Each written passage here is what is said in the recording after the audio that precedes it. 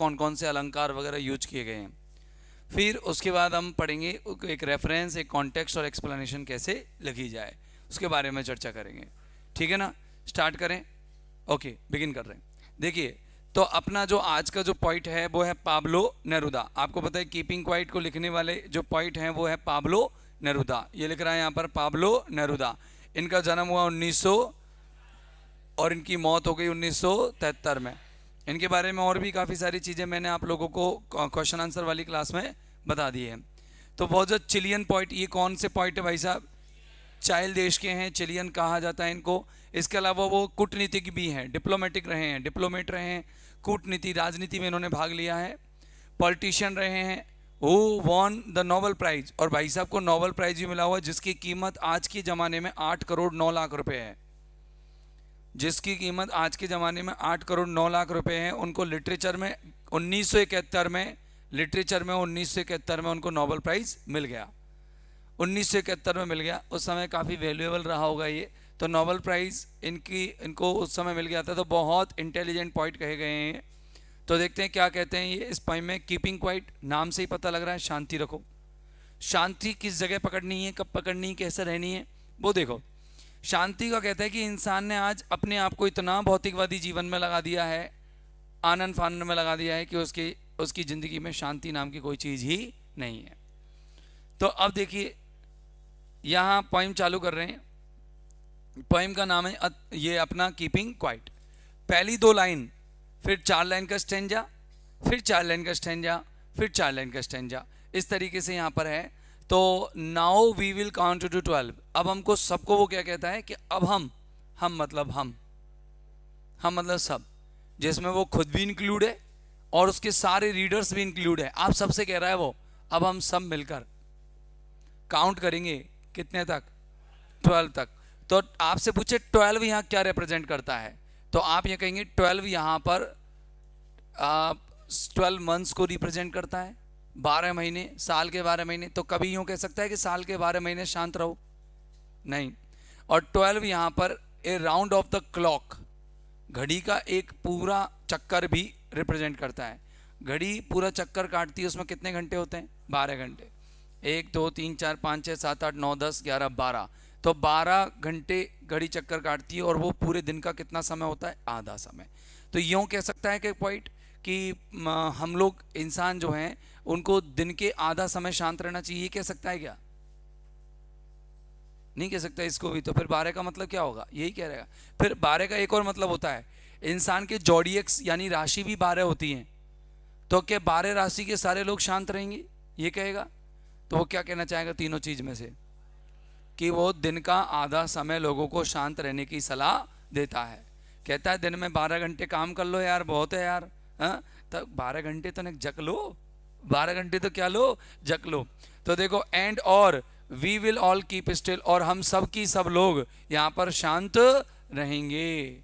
हम सब की सब लोग यहाँ पर शांत रहेंगे। दोबारा देखो वो क्या कहता है, नाउ अब वी विल काउंट टू 12, अब हम 12 तक गिनेंगे, and we will all keep still, और हम सब शांत रहेंगे। इसके अंदर एक अलंकार डाला है। इसके अंदर एक अलंकार क्या डाला है कि इसमें आप देखो इन दोनों लाइन में विल और स्टिल, इनमें छोटी ई का साउंड आ रहा है। सब में छोटी इमली वाला जो साउंड है वो देखना, इसमें विल स्टिल आ रहा है ना। इसको कहते हैं असोनेंस। क्या कहते हैं इसको? तो इसने यहाँ पर असोनेंस भी यूज किया है जिससे कि पोइटिक ब्यूटी बने, काव्यात्मक ब्यूटी बने। बाकी का ये फ्री वर्स है, इसमें कोई राइम स्कीम नहीं है। देखो यहाँ 12 है, यहाँ स्टिल है, यहाँ अर्थ है, यहाँ लैंग्वेज है, यहाँ पर सेकंड है, यहाँ मच है। कोई राइम स्कीम इसके अंदर नहीं है। अब देखो, फॉर वंस, एक बार के लिए, एक बार, केवल एक बार के लिए। For once on the face of the earth, पृथ्वी की इस फेस पर, फेस मानी होता है सरफेस, पृथ्वी की इस धरातल पर, पृथ्वी के इस आउटर पार्ट पर, जिस पर हम रह रहे हैं, जिस पर हम निवास कर रहे हैं, उस पर let's not speak in any language, चलो हम किसी भी भाषा में बात ना करें। मतलब हमको कोई भी बोलना नहीं है, कुछ भी नहीं बोलना। वी शुड नॉट कम्युनिकेट, हमें एक दूसरे से बात ही नहीं करनी है इन एनी लैंग्वेज, किसी भी भाषा में। हमें एक दूसरे से किसी भी भाषा में बात ही नहीं करनी है। We are not to communicate with each other, we are not to communicate with any other. ठीक है ना, हमें किसी और दूसरे के साथ, प्रत्येक दूसरे के साथ, एक दूसरे के साथ हमें कम्युनिकेट नहीं करना है। ओके, अब देखो, लेट्स स्टॉप फॉर 1 सेकेंड, चलो हम 1 सेकेंड के लिए रुक जाएं। व्हाट डज द पॉइंट से? That let us not speak in any language with one another, हम एक दूसरे के साथ किसी भाषा में बात ना करें, कम्युनिकेशन रोक दें। अब इंसान जब अनंत शांति में चला जाता है तो वो बिल्कुल स्पिरिचुअली, रिलीजियसली साइलेंट रहता है और वो केवल गॉड के बारे में सोचता है। He thinks about nobody, he thinks about nothing, he thinks about no money, he thinks about no relatives. वो किसी भी रिश्तेदार के बारे में नहीं सोचता है, कोई पैसा नहीं सोचता, कोई धन दौलत नहीं सोचता, वो सिर्फ और सिर्फ किसके बारे में सोचे? केवल भगवान के बारे में सोचे। अपना सीधा कनेक्शन, अपना वायरलेस कनेक्शन किससे जोड़ दे? भगवान से, सीधी कनेक्टिविटी गॉड से, दूसरे इंसानों से नहीं। जब हम इस भौतिक जगत से डिस्कनेक्ट होते हैं तब हम गॉड से कनेक्ट होते हैं। कौन कहता है? Pablo Neruda. Let us stop for 1 second. अरे भाई लोग, मेरी बात मानो और 1 सेकेंड के लिए रुको तो सही। मतलब मैं जितना बात बोल रहा हूं वो चीज को समझो तो सही, सुनो तो सही, और अपनी इस भागदौड़ भरी जिंदगी से कुछ समय के लिए क्या हो जाओ? शांत हो जाओ। And not move our arms so much. और अपने हाथों को इतना हिला रहे हो, अपने हाथ पांव को इतना हिला रहे हो, अपने आप को इतना इंगेज कर रखा है अपने एक्टिविटीज में, वो बंद कर दो। यहाँ पर आर्म्स के 2 अर्थ हैं, हथियार भी हैं। तुम अपने वेपन्स को यूज कर रहे हो, एक दूसरे को नष्ट कर रहे हो। आज मैं तलवार निकाल लेता हूँ, किसी सामने वाले को मार देता हूँ, सामने वाला बंदूक ले आता है, वो मुझे सुलटा देता है। कहने का मतलब यहाँ पर लड़ाइयाँ चल रही है, झगड़े चल रहे हैं, बहुत बुरे झगड़े चल रहे हैं। तो इंसान को झगड़े नहीं करने चाहिए, अपने आर्म्स को, अपने हाथ पैरों को नहीं हिलाना चाहिए, इतना एक्टिविटीज़ में इंगेज नहीं होना चाहिए।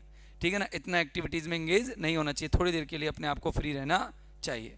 थोड़ी देर के लिए अपने आप को क्या रहना चाहिए भैया? फ्री। बोलो, ये पूरी 6 लाइन समझ में आएगी नहीं आई? पक्की? क्लियर हो गया? अच्छा, दोबारा सुनो, दोबारा सुनो। Now we will count to 12। अब हम 12 तक गिनेंगे और जब तक गिनेंगे तब तक हम साइलेंस रखेंगे। पृथ्वी की सतह पर, पृथ्वी की इस फेस पर, ये on the face of the earth, पृथ्वी की इस फेस पर हमको किसी भी प्रकार की भाषा में बात नहीं करनी है। हमें कुछ सेकंड के लिए रुक जाना है और अपने हाथ पैरों को इतना नहीं चलाना है। बताओ, ये दोनों सेंटेंस लेट से शुरू हो रहे हैं कि नहीं? तो जब एक ही जैसे दोनों सेंटेंस शुरू होते हैं स्टार्टिंग में, उनको कहते हैं एनाफोरा। क्या कहते हैं? तो पोइट ने एनाफोरा यूज किया है यहाँ पर। कौन सा लिटरेरी डिवाइस यूज किया है? एनाफोरा यूज किया है। ठीक है ना। एनाफोरा का मतलब होता है सेंटेंस की शुरुआत में क्या कर रहा है? सेम चीज़ें, मतलब सेंटेंस के शुरुआत में सेम चीज़ें रख देता है।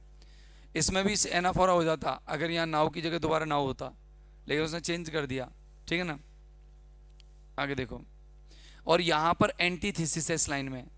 सर एंटीथीसिस मतलब 2 विरोधी बातें कह रहा है। देखो, अब हम 12 तक गिनेंगे, अब 12 तक गिनेंगे तो चुप रह सके, बोलना तो पड़ेगा ना। और यहाँ फिर कह रहे हैं चुप रहेंगे। तो जब 2 विरोधी बात एक साथ कह दी जाए, तो जब 2 विरोधी बात एक साथ कह दी जाए तो उसको क्या कहते हैं? एंटीथीसिस। क्या कहते हैं उसको? तो ये पोइटिक ब्यूटी है भाई, ये काव्यात्मक ब्यूटी होती है जो लगभग मैक्सिमम पॉइंट्स में रखी जाती है। तो यहाँ पर एंटीथीसिस हो गया। आपको है ना ये चीज़ें याद रखनी है, और आपको नोट्स में क्रिटिकल नोट लिख के आओगे ना, उसमें लिखना है कि in the beginning lines of the stanza the poet has used antithesis. In this stanza, the poet has used anaphora. In this stanza, the poet has used assonance. Okay? ये आपको यूज करना है। आगे देखिए क्या कहता है पोइट। आगे देखिए, बहुत बढ़िया तरीके की बात बोलता है। It would be an exotic moment. Exotic मानी होता है एक unusual, एक असामान्य, एक क्षण आ जाएगा। भाई आप जब सारे प्रकार की आवाज़ें बंद कर दोगे, शांति रखोगे, किसी से कोई लड़ाई मतभेद झगड़ा वगड़ा कुछ भी नहीं होगा, तो एक एग्जॉटिक मोमेंट आएगा, एक अनयूजुअल मोमेंट आएगा, एक असामान्य क्षण आएगा। कैसा क्षण आएगा? Unusual moment. कैसा आएगा? असामान्य क्षण। सर कैसा असामान्य क्षण क्या होता है? ऐसा असामान्य क्षण विदाउट रश, विदाउट इंजन, जिसमें ना कोई रश होगा और ना कोई इंजन होंगी। तो बताओ, इसमें भी अनाफोरा यूज एक ही लाइन में यूज हुआ है कि नहीं हुआ? है ना।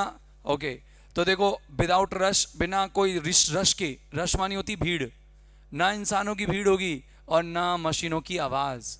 Sound of machines. ना कोई किसी प्रकार की आवाज होगी और ना मशीनों की आवाज होगी, यानी कि ना तो किसी प्रकार की दौड़ धूप, ना भाग दौड़। पब्लिक रुक जाएगी, पब्लिक शांत रहेगी, सोचेगी कि हमारे इतने भाग दौड़ करने से क्या फायदा होगा। और एक अनयूजुअल साइलेंस हम लोगों को अगर हम अपना लेते हैं तो चारों तरफ खामोशी खामोशी फैल जाएगी, किसी प्रकार का शोरगुल नहीं दिखेगा। और हम सब, we would all be together, हम सब एक साथ हो जाएंगे। क्या हम एक साथ नहीं है?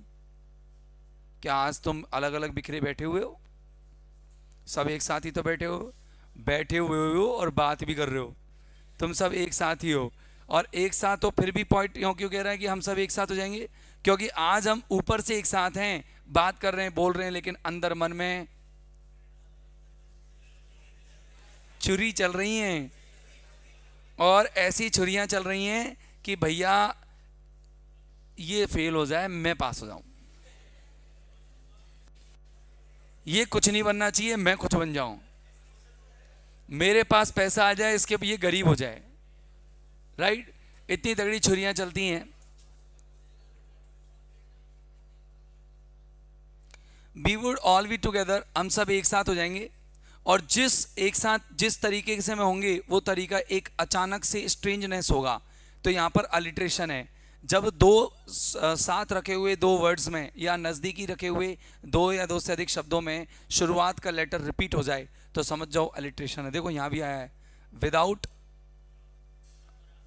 और विदाउट, और यहां एनाफोरा नहीं है, यहां पर आपका एलिट्रेशन है, अनुप्रास अलंकार। और फिर यहां पर भी अलिट्रेशन है, सडन स्ट्रेंजनेस, अलिट्रेशन, अनुप्रास अलंकार। वो कह रहा है, क्या कह रहा है पॉइंट, कि अगर हम लोग शांति रखते हैं तो हमारे अंदर एक भ्रातृत्व का भाव जागेगा, भाईचारे का भाव जागेगा, यानी हम सब एक साथ हो जाएंगे, हम सब भाईचारे के भाव के साथ होंगे। और एक ऐसी नवीनता आ जाएगी हमारे व्यवहारों में जो आज तक देखने को नहीं मिली। हम सब चिड़चिड़े रहते हैं और एक दूसरे के हमेशा अनसपोर्टिव मूड में रहते हैं, फिर हम एक दूसरे के सपोर्टिव मूड में हो जाएंगे, एक दूसरे का सपोर्ट करेंगे, एक दूसरे का सहारा बनेंगे। ठीक है ना?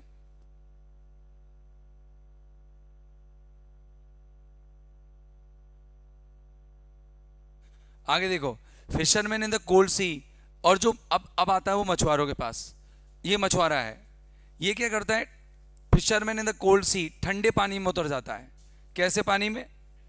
ठंडे पानी में उतर जाता है। And would not harm whales, वो भी अपनी व्हेल मछलियों को, वो भी व्हेल मछलियों अपनी नहीं है, उसकी दूसरे की, मतलब मछली तो पानी की होती है, तो उनको क्या करेगा, नुकसान नहीं पहुंचाएगा। आज इंसान जितना उसको चाहिए ना उससे ज़्यादा की हमेशा करता है। भाई मेरा काम अगर 100 रुपये में चल सकता है तो मैं 500, 1000, 5000, 50,000 रुपये कमाने के पीछे पड़ रहा हूँ। और ऐसे ही ये है, ये क्या करता है, जब एक छोटी मछली से अपना जीवन गुजारा कर सकता है, लेकिन ये बड़ी व्हेल मछलियों का क्या कर रहा है, शिकार कर रहा है। इंसान हमेशा अपनी ज़रूरतों से ज़्यादा कमाने की कोशिश कर रहा है, ज़रूरतों से ज़्यादा भाग रहा है। तो वो कह रहा है कि फिशरमैन जब ये सोचेंगे, जब विचार करेंगे, भगवान से अपने आप को कनेक्ट कर लेंगे, नेचर से अपने आप को कनेक्ट कर लेंगे, स्पिरिचुअली कनेक्शन कर लेंगे अपने आप को भगवान से, तो ये व्हेल मछलियों का शिकार करना बंद कर देगा, व्हेल मछलियों का शिकार करना बंद कर देगा। And the man gathering salt, और जो आम आदमी है, आम आदमी, मैन वो आम आदमी, यहाँ पर आम आदमी है, और गैदरिंग साल्ट, साल्ट नमक इकट्ठा कर रहा है। नमक इकट्ठा कर रहा है मतलब जो रोजी रोटी कमा रहा है, लाइवलीहुड, सर्वाइवल, जो अपनी सर्वाइवल कमा रहा है, जो आजीविका कमा रहा है, जो जीवन यापन करने के लिए पैसा कमा रहा है, वो would look at his hurt hands, वो भी उस अपनी चोटों को, अपनी इंजुरीज को देख पाएगा कि वो कितने लोगों को दुख दे चुका है, पैसा कमाने में उसने कितने लोगों को दुख दिया है, कितनी समस्याएं झेली है। वो सारी समस्याओं और दुखों का क्या कर सकेगा, निराकरण कर सकेगा, उनको हल कर सकेगा।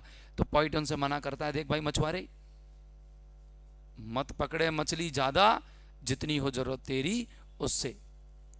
और मैन गैदरिंग आदमी से क्या कह रहा है, भाई थम जा, और तू तेरी हाथ जो चोट लगी है ना, तूने जो खुद को समस्याएं दी है, दूसरों को समस्याएं दी है, उनको पहचान, उनको जान और उनको सुधार, उनको सुधार। ये कहता है पॉइंट। तो वो ये चारों लाइंस में समझ में आया आपके कि मछुआरा ठंडे पानी में उतर करके किनको, व्हेल मछलियों को नुकसान पहुंचाना बंद कर देगा।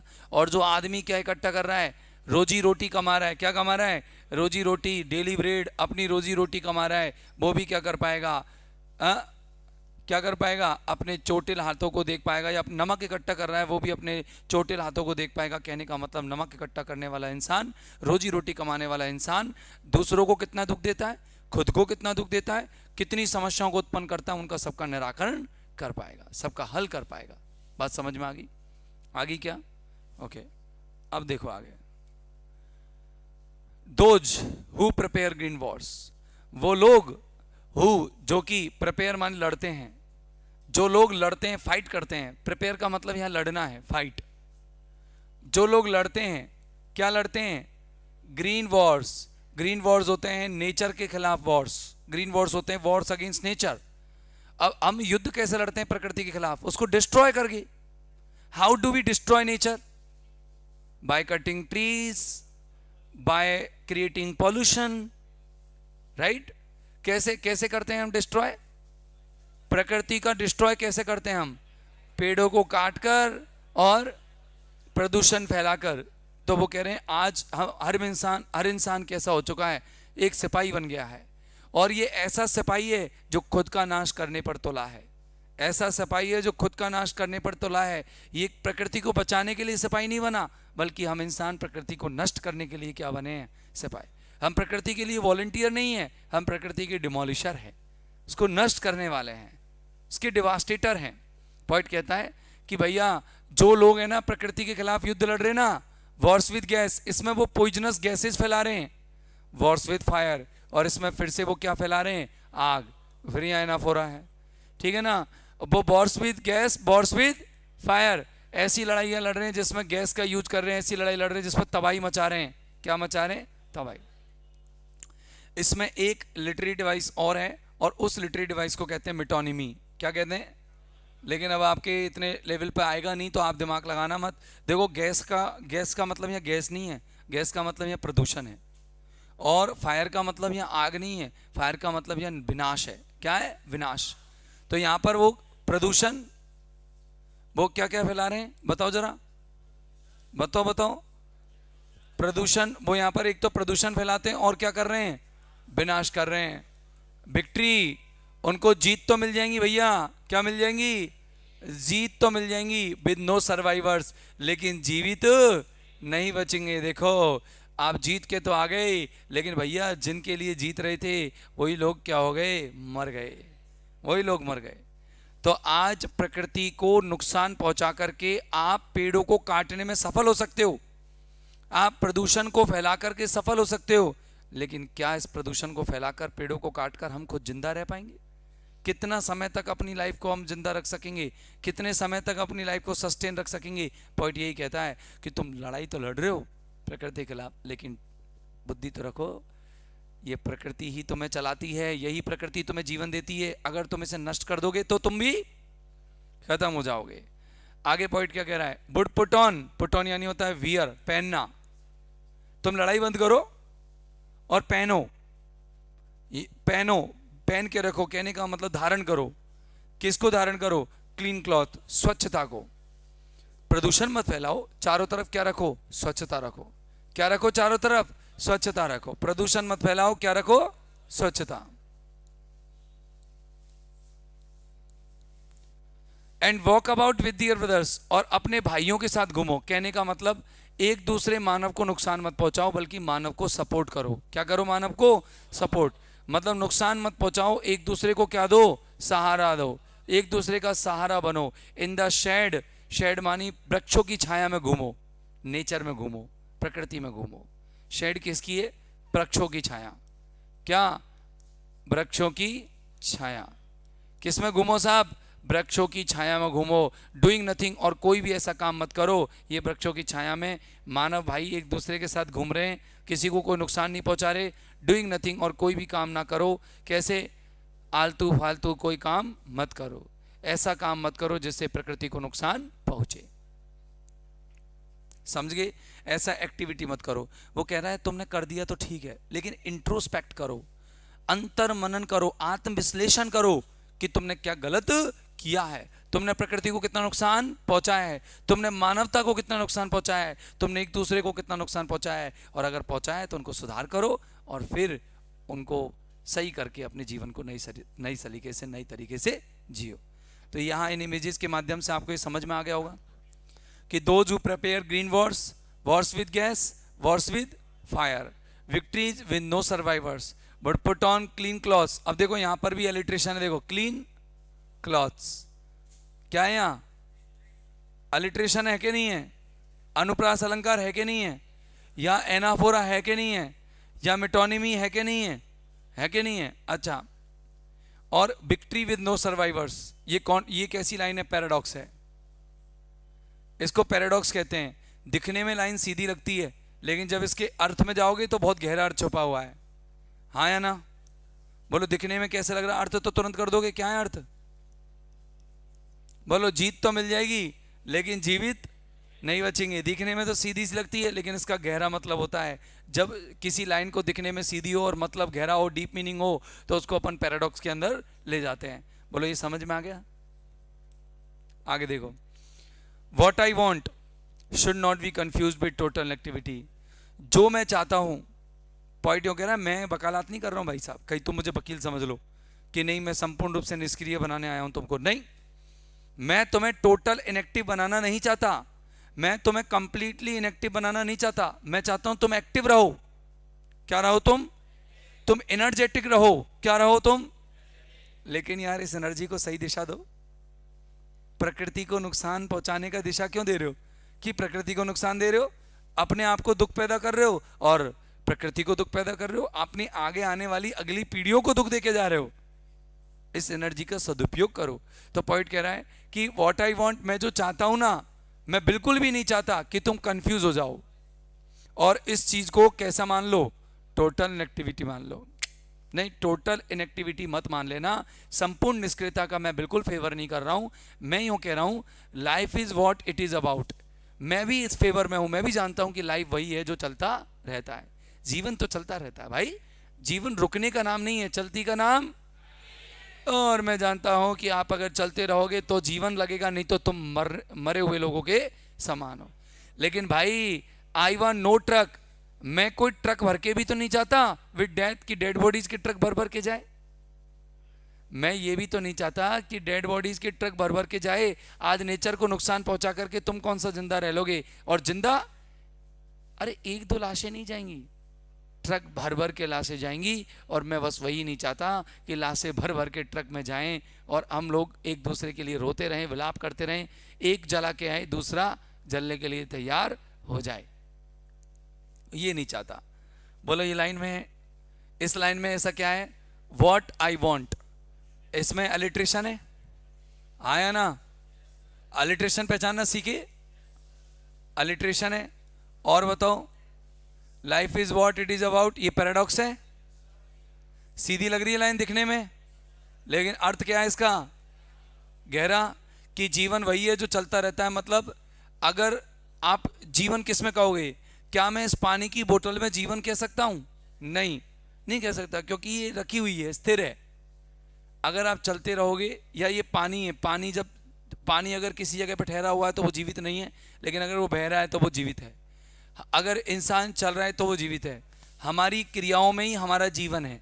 हम जीवित रहेंगे तो एक्टिव रहेंगे, और एक्टिव नहीं है तो हम डेड है। क्या है? डेड। एक्टिव तो रहो लेकिन अपनी एक्टिविटी का सदुपयोग करो, अपनी क्रिया का सदुपयोग करो। कौन कहता है? मैं कहता हूं इस बात को। देखो, इफ अगर,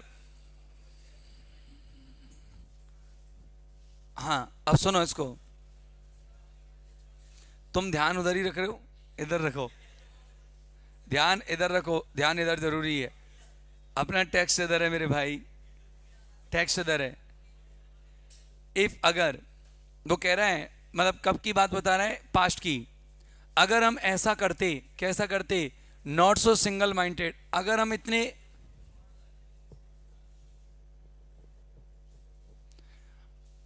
इतने कॉन्सेंट्रेटेड नहीं होते, CONCENTRATED, अगर हम इतने एकाग्रचित नहीं होते, about keeping our lives moving, और अपनी लाइफ को इतना बिजी नहीं रखते। मूविंग यानी बिजी, हमने अपनी लाइफ को बहुत बिजी रखा है। हमने अपने लाइफ को केवल मटेरियलिस्टिक गेन्स में रखा है, केवल भौतिकवादी मटेरियलिस्टिक गेन्स। अब सर मटेरियलिस्टिक गेन्स क्या होते हैं? जैसे तुम पढ़ रहे हो और हम पढ़ा रहे हैं। अब आप पढ़ रहे हो तो आप एक ही चीज़ में दिमाग लगाओगे, पढ़ना है, हमें ये बनना है, हमें वो बनना है। तो जो भी बनना चाह रहे हो बस उसके लिए पढ़ोगे, चाहे कितनी भी कॉपी पन्ने खराब हो जाएं, चाहे कितने भी पेड़ कट जाएं, हमको तो जगह चाहिए रहने के लिए, स्कूल के लिए, जहाँ भी है। और हम लोग पढ़ा रहे हैं। हमें नहीं पता कि हम पढ़ाने के बाद किन किन तरह से अपने जीवन को किस तरह से ऐसा बना रहे हैं कि जहाँ हम प्रकृति को नुकसान पहुँचा रहे हैं। हमें नहीं पता, हमें इस चीज़ का मतलब नहीं है, हमें सिर्फ पैसा कमाना है। और हम इतने व्यस्त रखे हुए हैं अपने आप को, तुम पढ़ने में, हम पढ़ाने में, इतने व्यस्त रखे हुए हैं कि हमें नेचर से कोई मतलब नहीं है, नेचर से कोई लगाव नहीं है, प्रकृति से कोई लगाव नहीं है, जिससे हमारा जीवन है जुड़ा हुआ। आज वो है तो हमारे सपने हैं। अगर प्रकृति है तो आज हम सपने देख लेते हैं कि हम ये बनना चाहते हैं, वो बनना चाहते हैं। जब प्रकृति नष्ट हो जाएगी तो काय के सपने देखेंगे? हम ही खुद नहीं बचेंगे। फिर बन ले, क्या बनेगा? फिर खुद पेड़ बन के पैदा हो जाना। नहीं, पेड़ भूत नहीं, तो खुद पेड़ बन के पैदा हो जाना। क्योंकि क्या करें, तूने तो सारे पेड़ काट दिए, तो फिर कैसे, क्या मरना ही होगा, स्वाभाविक है। आज अपन बैठे बैठे यहाँ पर बातें जरूर कर लेते हैं, लेकिन हम प्रकृति को बचाने की कोई बातें नहीं करते। एंड फॉर वंस, और एक बार के लिए, कुड डू नथिंग, हम कुछ नहीं करते। मतलब एक बार के लिए प्रकृति से और भगवान से अपने आप को जोड़ने का प्रयास करते। अच्छा, आपको पता है हर इंसान का अंत क्या है? मृत्यु। हर इंसान का अंत क्या है? और मृत्यु के बाद इंसान को कहाँ जाना है? तो जरूरी नहीं है स्वर्ग जाओ तुम। हाँ, तुम्हारी बुकिंग मुझे तो नर्क में लगती है। फिर भी कुछ लोग हैं ऐसे जो स्वर्ग जाएंगे। मान लो अपन सभी स्वर्ग चले गए, तो जा कहाँ रहे हैं? ईश्वर के पास। तो अब ईश्वर पूछेगा हमसे, जब हम वहाँ चाहेंगे तो वो ईश्वर पूछेगा, भाई तूने आज तक मुझे याद किया कि नहीं? कि तूने सिर्फ तब याद किया जब भगवान की कसम खाई, कि भगवान की कसम, भगवान की कसम, तूने मुझे और याद नहीं किया कभी। अब तूने मुझे जब याद ही नहीं किया तो मेरी दिल में, मेरे हृदय में, मेरी जगह में, मेरे निवास में तेरा कोई स्थान। जा, तू जा दोबारा इस धरती पर वापस अपने कर्मों को भोग, और तुम्हें दोबारा भेज देगा, और कोई ना कोई दूसरा जन्म लेकर के भेज देगा, और नए जन्म में आ जाओगे। तो कहने का मतलब, अगर हम एक बार के लिए भौतिकवादी जिंदगी में ना लगकर, एक बार के लिए भौतिकता में ना जुड़ करके भगवान से अपने आप को जोड़ते, तो शायद हमारे जीवन में एक ह्यूज साइलेंस आ जाती, एक बहुत बड़ी खामोशी आ जाती। क्या आ जाती है हमारे जीवन में? एक बहुत बड़ी खामोशी, एक ह्यूज खामोशी, एक बड़ी खामोशी आ जाती। और ये बड़ी खामोशी आकर के क्या करती? बड़ी खामोशी आकर के इंटरप्ट कर देती। इंटरप्ट यानी क्या होता? रोकना, डिस्टर्ब करना, व्यवधान करना, रोक देती। आज हमें कौन सा दुख है? आज हमें दो बहुत बड़े बड़े दुख हैं, वो रोक देती इस सैडनेस को। सैडनेस कौन सा है? ऑफ नेवर अंडरस्टैंडिंग अवरसेल्व्स, कि हम अपने आप को समझते नहीं हैं, मैं कौन हूं। आज हम ऐसी स्टेट में हैं कि हम ना तो अपनी कैपेसिटी जानते हैं, ना अपनी एबिलिटी। कोई को जो जैसा बता देगा हम वैसे ही उस रास्ते पर चल बनते हैं। कोई कह देगा कि तुझे ये करना है, तुझे आईआईटी करनी है, तुझे नीट करना है, तुझे ये नहीं करना, तुझे एसएससी में जाना है, तुझे ये भी नहीं करना, तुझे टीचर बनना है, तुझे टीचर भी नहीं बनना, तुझे दुकानदार बनना है, दुकानदार नहीं बचना, मोमोज बेचने, जो भी करना है, जो दूसरा बता देगा हम उसी रास्ते पर चलते चले जाएंगे। लेकिन हम अपनी क्षमताओं को कभी नहीं पहचानते, हम अपनी क्षमताओं को कभी नहीं। तो पॉइंट यही कहता है कि आज हमें यही तो दुख है कि हम ये नहीं जानते कि हम कौन है, असलियत क्या है।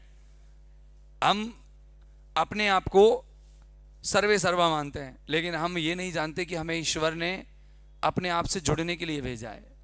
हमें ये भेजा है कि तुम स्पिरिचुअली साइलेंट रहो, आध्यात्मिक रूप से खामोश रह करके भगवान से अपने आप को कनेक्ट करो, प्रकृति से अपने आप को जोड़ो, ना कि भौतिकतावादी जीवन में इतने ना उलझो, माया में इतने ना उलझो। वो ये कहना चाह रहा है। आज हम अपने आप को समझ नहीं पाते। And of threatening ourselves with death, और हमने अपने चारों तरफ ऐसी चीज़ें तैयार कर दी है, ऐसा प्रदूषण तैयार कर दिया है, ऐसी मशीनें बना दी हैं जो हमारे लिए किसको लेकर के आ रही हैं? डेथ को। ये प्रदूषण जो है, ये पॉल्यूशन जो है, हम लोगों के लिए डेथ लेकर के आ रहा है।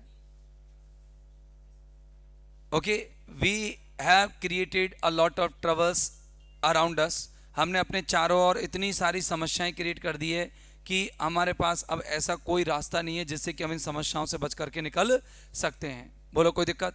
अब आगे देखो, लास्ट, परहैप्स, शायद, perhaps the earth can teach अस, यहां पर पर्सोनिफिकेशन यूज हुआ है, मानवीकरण। पृथ्वी हमें सिखा सकती है, पृथ्वी हमें सिखा सकती है। अर्थ यहां पर पर्सोनिफाइड हुई है, मानवीकृत हुई है, ई कैपिटल भी है, यहां पर नहीं दे रखा लेकिन ई कैपिटल है, पर्सोनिफाइड हुई है अर्थ यहां पर। पृथ्वी हमें सिखा सकती है, as when everything seems dead, जब पृथ्वी पर सारी चीजें मृत लगती हैं। आप देखो पृथ्वी पर नॉर्मली सारी चीजें मृत हैं, लेकिन बाद में later proves to be alive, लेकिन बाद में कैसी साबित हो जाती हैं? जीवित। कैसी साबित हो जाती हैं? एक बार के लिए धरती पर देखोगे तो सब कुछ, हाँ, पृथ्वी पर जब सर्दी आती है तो बर्फ गिरती है, तो बर्फ से सब कुछ ढक जाता है और ऐसा लगता है कि पृथ्वी पर जीवन ही नहीं है। लेकिन जब बसंत ऋतु आती है तो बसंत ऋतु आकर के उस बर्फ को पानी में पिघला देती है और वो उसके बाद में नया जीवन, नए पौधे, नए बीज वहाँ पर क्या लगने लग जाते हैं? उगने लग जाते हैं, बड़े होने लग जाते हैं, विकसित होने लग जाते हैं। तो पता लगता है ये धरती जो मरी हुई सी लग रही थी, जो कुछ समय पहले बिल्कुल स्थिर और शांत लग रही थी, उसके अंदर वास्तव में जीवन है।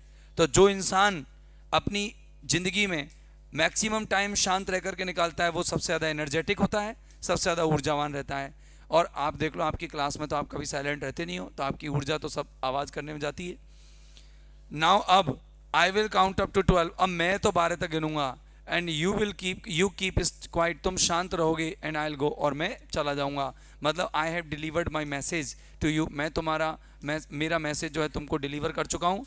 मेरा मैसेज था आपको प्रकृति से जोड़ने का, मेरा मैसेज था आप लोगों को आपकी मंजिल तक पहुँचाने का, आपके ईश्वर से आपको जोड़ने का। मैंने अपना मैसेज दे दिया।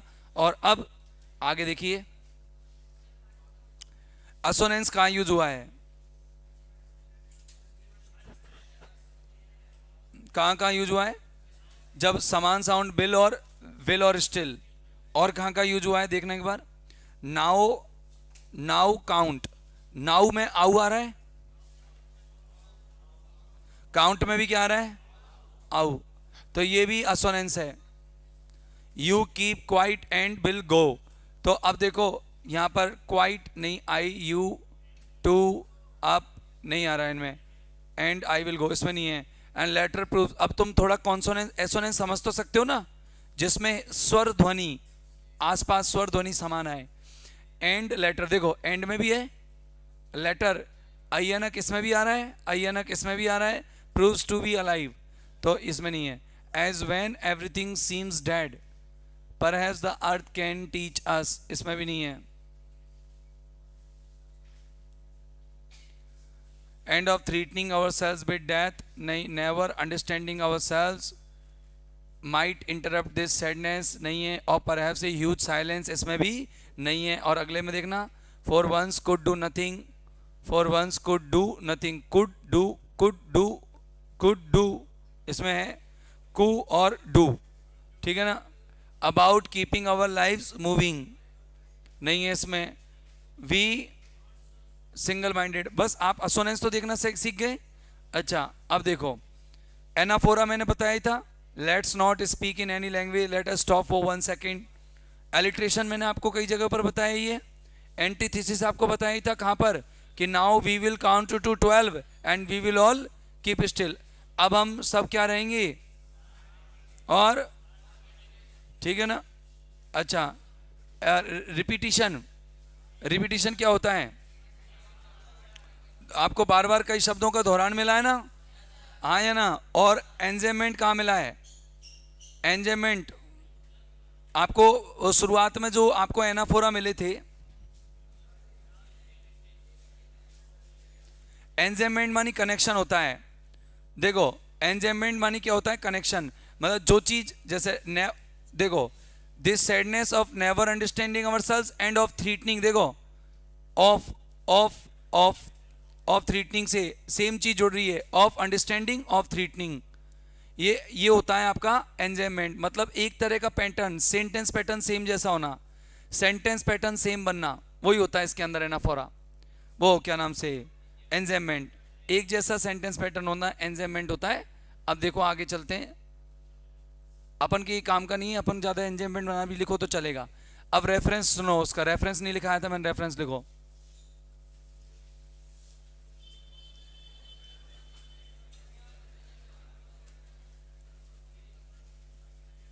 These lines have been taken from these lines have been taken from कहां से?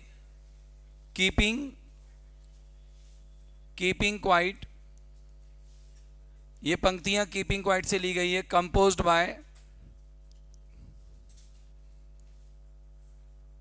कंपोज्ड बाय जिसे कंपोज किया गया है by a famous Chilean poet Pablo Neruda, NERUDA, Neruda, Pablo Neruda के द्वारा। ठीक है ना? अच्छा, इसमें आप कॉन्टेक्स्ट लिखेंगे। अभी तो वैसे तो हर स्टेंजा का कॉन्टेक्स्ट अलग अलग होता है, लेकिन फिलहाल एक कॉमन कॉन्टेक्स्ट में आप लोगों को लिखा देता हूं, जो आप लोग तब अप्लाई करेंगे जब आपको कोई कॉन्टेक्स्ट आपको समझ में नहीं आ रहा करना क्या है, क्या लगाना है इसमें, है ना? तो देखिए,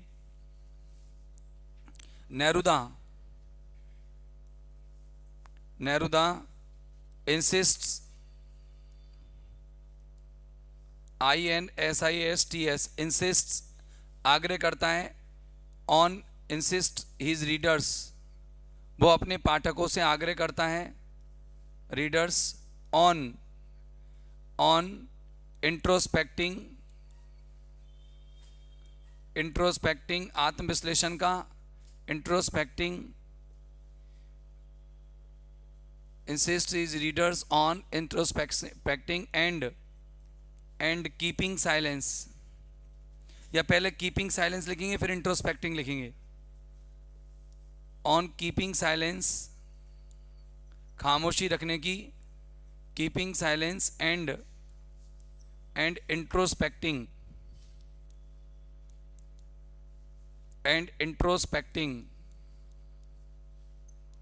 he advises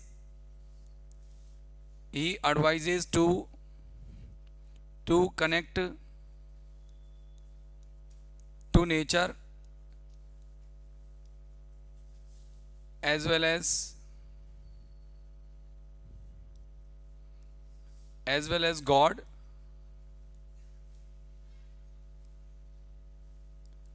God, spiritually। बस ये लिख देना आप। बस इसमें मार्क्स, आपका काम मार्क्स जोड़ने का हो जाएगा। यहाँ से स्टेंजा के अकॉर्डिंग उसकी मीनिंग लिखते जाएं, एक्सप्लेनेशन करते जाएं, और यहाँ आप लिखेंगे कि नेरुदा सेज दैट, और पूरा प्रेजेंट इंडेफिनिट यूज करके और इसको लिख देना। नेरुदा सेज दैट, पूरा प्रेजेंट इंडेफिनिट टेंस यूज करके लिख देना। और लास्ट में क्रिटिकल नोट्स लिखने हैं, तो जो लाइन आपको क्रिटिकल नोट्स में नजर आ रही है, क्रिटिकल नोट्स में एक दो पॉइंट तो क्रिटिकल नोट्स में लिख ही देना, कि जैसे कहेंगे कि एक नोट तो हमेशा फिक्स रखना, द लैंग्वेज, भाषा, the language of the poem की जो लैंग्वेज है इज ल्यूसिड, स्पष्ट है, एंड कॉम्प्रिहेंसिबल है,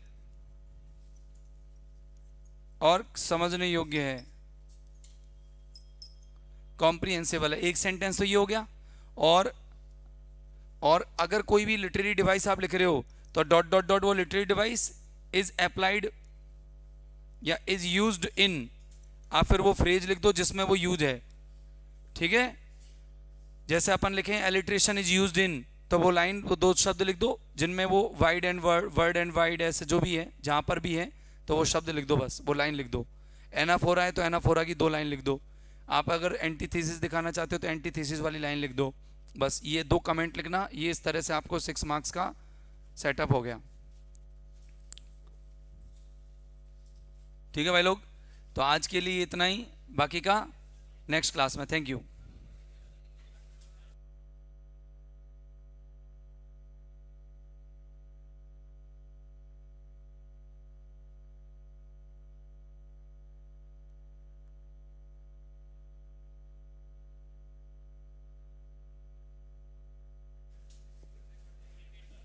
the language of the poem is lucid, LUCID, lucid and comprehensible.